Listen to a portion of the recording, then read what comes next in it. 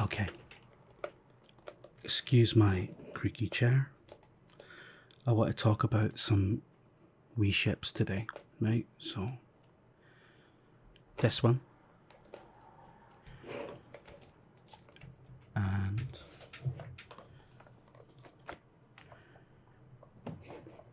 this one. They're, you can't fucking see there because of the angle. They're very similar looking, aren't they? Look at that. There we go. So, the company that makes these is called Eaglemoss. And if you're a Star Trek fan, you're probably aware that they recently went out of business. Which means there's been a huge rush on the Eaglemoss collectors ships that they've been making since, I think, about 2015 or something. A while back, anyway. And so they used to come with a magazine. I think this one is still sealed. You can see there the tabs where it would have been attached to the magazine.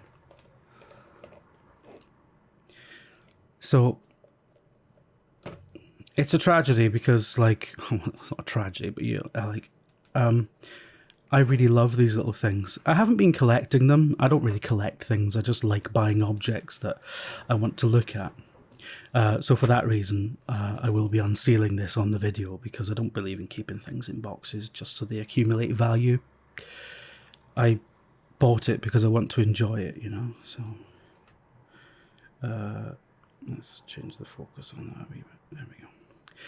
So yeah, so the logos for the Berman era shows there. The original series logo. So I think Eaglemoss are a British company and they've recently gone into administration, and it leaves this line of toy collectibles in a bit of jeopardy, really, because it's like, you know, who's going to take it on, if anyone? What's happening to the stock? Are they going to fulfill any of the last remaining orders? There's a lot of people just waiting on things that just haven't arrived. And anyway, so I've been buying some stuff on eBay. As you can imagine, there's been a massive rush on these. And the prices are slowly creeping up, as with everything. So there's a few that I really wanted to get, and I thought, if I don't get them now, if I try and look for them in like a year's time, they just won't be available, and the ones that you do find will be like 60, 70, 80, 100 quid or something mental like that. It's already happening with some of them. Like, you cannot find the Discovery / Strange New Worlds version of the Enterprise for love nor money. I found one version of it that was 70 quid, one listing. That's just mental prices. You know, these things were going for like 25, 30 quid new, you know, if that. So, but I wanted to get a bunch of ones that mean something to me, ones that I find interesting. I'm going to be doing little videos about the other little models I've got. I think I've got about a dozen or something if you put them all together. And I've got one more on the way. And I'm going to try and get some of the more interesting ones like the Jaeger class and daft shit like that. But I want to talk today about these two because I think it's quite interesting. My favourite Eaglemoss ships, well, obviously I love the hero ships, but my favourite Eaglemoss ships are the ones where they've made a collectible toy out of a ship that never actually made it to screen. So these two are essentially the same ship. They're both meant to be Kirk's Enterprise after the original series. And it's two slightly different visions for that. This one made it to screen, this one didn't. But as you can tell, the designs are so similar. There's a reason for that. Let's park that over there for a minute. So this is the Phase 2 Enterprise. And it is based on a concept that would eventually become this Enterprise, which is why they're so similar. But the original plan for reviving Star Trek, and this is This is a story that keeps repeating itself. Paramount wanted to launch a new network, and they looked in their archives for anything they had that could be a flagship television series. Saw Star Trek gathering dust at the back of the cupboard, and thanks to a letter writing campaign led by fans, led by female fans actually, which is something a lot of people forget. There was a lot of renewed interest in Star Trek. It had gotten really, really popular through syndication, way more popular than it was when it originally ran. I think that's the story. I'm recounting this off the top of my head based on documentaries and things I've read. So, I might be getting details wrong. But yeah, so, Star Trek was a cult hit, and then it entered syndication and then became a big hit. And then people started asking Paramount to make a new one. And that happened around the time, as I say, that Paramount were launching a new television network. So they started work on Star Trek Phase 2, which would have been a sequel television series to the original, with much of the same cast. Leonard Nimoy declined to come back. So they created another Vulcan character called Zon to replace him. And they had a new first officer called Will Deckard and an empathic alien character, a Deltan called Ilya. Again, I might be getting that wrong. I'm doing all this from memory. But those characters, not only did those characters, apart from Zon, make it into the motion picture, which is what the pilot for Phase 2 would eventually become, those characters were also the basis for, respectively, Data, Will Riker, and Deanna Troi on Star Trek The Next Generation. You could argue that Star Trek The Next Generation is basically what Phase 2 became, and the pilot for Phase 2 is what Star Trek The Motion Picture became.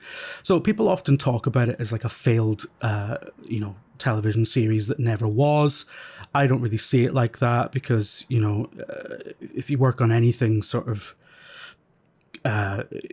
especially with television companies, not that I've done like television, but just my limited experience of working with the BBC and people like that, whatever you start with ends up something completely different down the line as stakeholders get their fucking mitts in it or whatever. So I don't really see Phase 2 as a failed television series. I see it as a very successful project because it spawned the entire Berman era of Star Trek, which is Star Trek's most successful period and still is, frankly, certainly from a creative perspective, I think. And it spawned the original series movies, where they had this Enterprise, and those movies are still best in class. They never made better films than the original cast motion pictures, which is sad because they could have made a decent Next Generation movie. They never did. Don't comment about that. I don't want to hear your fucking takes about First Contact. Right. So this is the Phase 2 Enterprise, and this would have been the idea, as you know from the motion picture, is that it would have been a refit of the original. So this is meant to be Kirk's original ship with new warp nacelles, slightly redesigned kind of hull and stuff like that. It was always a bit incongruous to me because I'll bring the original ship over here. It's not an Eaglemoss model, but it's but it'll do for our illustrative purposes. Okay, so that's your original model there. I'll tell you what, I'll get on the fucking base first before we start pissing about. This is when I do something complicated. Fuck's sake. Here we go. Sorry, Enterprise. I'm just going to have to set you down there in a way that is not particularly flattering for you. Eaglemoss, Star Trek 2 TV concept. So Phase 2, I think, was the production name for it, and the series itself would have just been called Star Trek 2. So quite novel for a TV show to just be called something 2, rather than, the Next Generation, or have some sort of tagline, but hey ho. Okay, yeah, Eaglemoss ships all have this lovely oval base that it's quite hefty, it gets a bit of weight, and this lovely transparent arm. So like when I was a kid, I had Star Trek ships, which were much bigger than this, by a company called Playmates. I think it was Playmates or Revel, one of them.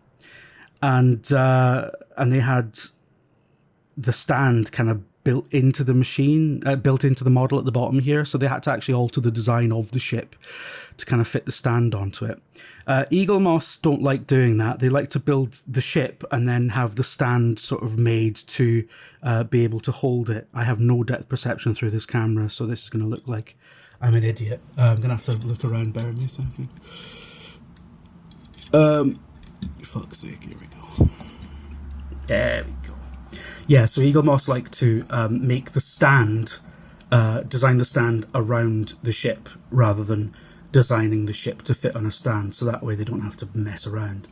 Look at that. Is that not a beautiful ship? But if I bring the original, Kirk's original Enterprise in here, you can see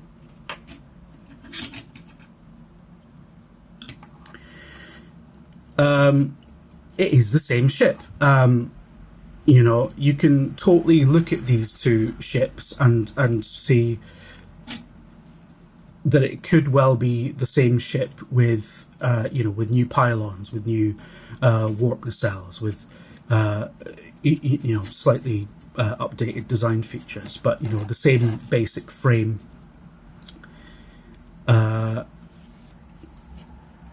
This is not an Eaglemoss model, but I still think it's very nice. Don't destroy the Enterprise, Jim, for fuck's sake. One thing that this does that Eaglemoss models don't do is that the it lights up, so you can see all that shit on the side there. But we'll turn that off. I like looking at that with the light switched on, but I only ever have it on for about 2 seconds because I know that one day the battery will go out and I'll be sad. I'll be sad about that. All right. So these two are the same ship. About, you know, meant to be about a decade apart after having undergone a substantial refit, and you can see it, right? So anyway, so we'll put the original Connie aside. Connie is what Star Trek fans call the Constitution class because they're fucking readies. And I think that is a beautiful ship. Just, it's a gorgeous redesign of a classic original, and I love it. I love that it never quite made it to screen, but we still got a model of it. And I love thinking about what could have been, you know? So, it's a really nice little collectible, and like I said, I'm not the sort of person who collects these things just to have them gather dust. I like them open, I like them on display, I like looking at them. I don't invite anyone over or anything, I just like having them, you know, having little objects that I like looking at. You know, I finally understand why my grandparents had ornaments all about the place, just wee things that they like looking at, because I've got that with Star Trek ships now, so I'm getting old. But anyway, so what's interesting, I guess this box away to fuck. Scared the cat. Put that Enterprise to the side. This Enterprise, which I bought quite recently, but it looks like it's been sealed since like 2015 or something. And I will just reiterate again, I don't care about keeping these in the boxes. I like them to be seen. And I don't enjoy them when they're in the box. I enjoy them when they're out like that and flying around in my imagination. And I love collecting these things because it's like a link to a place I used to get lost in as a child. And I think it's like the way I feel about Star Trek. It's like how a lot of people from older generations might have felt about Narnia or The Secret Garden or something like that. You know, it's a world that I spent a lot of time lost in as a child. And these little trinkets are like are little kind of reminders, they're little links to that, little celebrations of that, and a place that as an adult I love going back to and revisit constantly. You know, I'm currently on my umpteenth rewatch of Star Trek Deep Space Nine. I've seen that show about 4 million times, and it's still beautiful. I still absolutely adore it, and I don't know if it's just because you forget the details or whatever after you've watched it and left it for a couple of years. But I swear, like every time I watch Deep Space Nine again, I notice different things about it that ring true in new ways, or I notice things like in universe things that I never twigged before, like how early on the Dominion gets a mention and stuff like that, and how it has a lot of kind of allegories for things that are supremely relevant in this day and age. Everyone will tell you about the unionization episode, and it has a lot of stuff to say about soft kind of empire building, about colonization, about the right to self-determination, about all sorts of things that are still relevant and will always be relevant to the human race. It's the kind of show that it's the best kind of science fiction because and not just Deep Space Nine. I mean, all of Star Trek, all the good Star Trek. Anyway, it's the best kind of science fiction that takes real problems that people in the real world are having and contextualizes them in different and inventive ways. Star Trek is more about ourselves here and now than it is about people cutting about space. But anyway, that's I probably write that a lot better. Now, I don't know. Okay, that's fine. I was quite worrying because it doesn't look like it's attached. Oh no, it's fucking broken. It fucking is broken. Look at that. That's going to have to get glued. Oh no. The video has not gone well, friends. That's alright, I'll get some Gorilla Glue on that. Fuck's sake. Anyway, so check out my broken Enterprise. That's no bother at all. I'll get some Gorilla Glue in that. That's fine. Fuck's sake, that's annoying. Maybe it was just in storage for that long that the glue dried up or something. I don't know how these things work. It's a very nice and detailed model. Anyway, what I wanted to show you was put these side by side because they are essentially the same ship. This ship is based on the Phase 2 Enterprise. Indeed, it basically is the Phase 2 Enterprise, except it's a movie version, because Phase 2 became a movie. And I would love to be able to properly show you that. Right, I'll just hold it there. You can see. This is the Enterprise that survives for 3 films. Of course, it gets destroyed at the end of Star Trek 3. And it's a really heartbreaking moment, actually. But this is, let's see, it's already staying on, so a bit of glue on that, it'll be fine. But yeah, what a beautiful ship.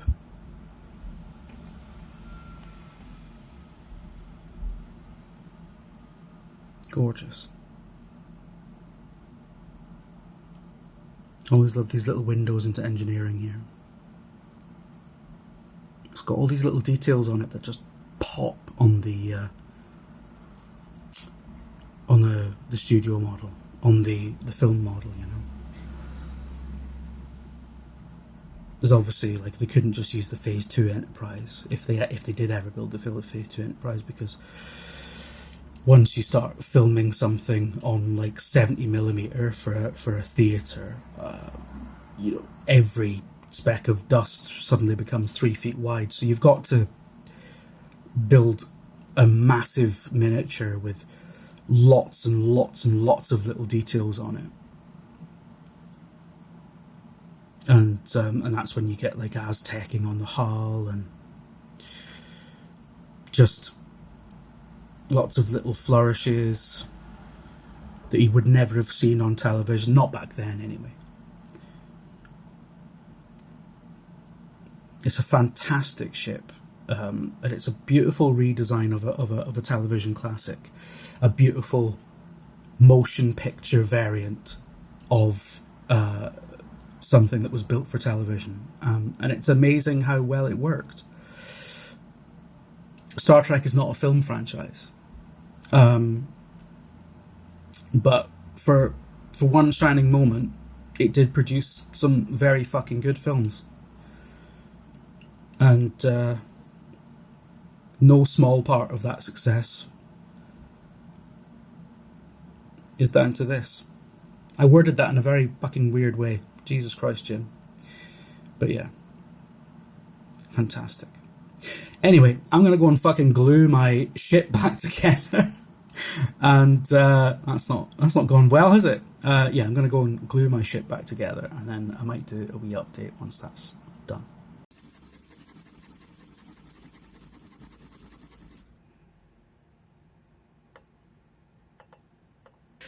Just going to leave it like that for a bit, upside on its wee stand. Interestingly, originally the design of the Enterprise was meant to be this way up, but Gene Roddenberry flipped it upside down in a meeting and said, no, that's it. Supposedly.